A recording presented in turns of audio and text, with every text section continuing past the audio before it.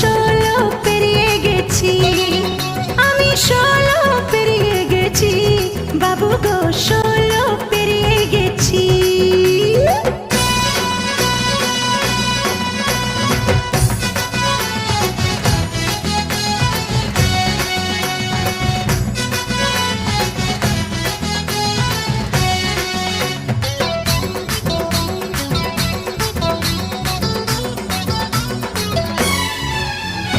যখন ছিলাম 12 ছিলাম না তো কারো, রসের কথা প্রথম শোনা যখন আমার 13।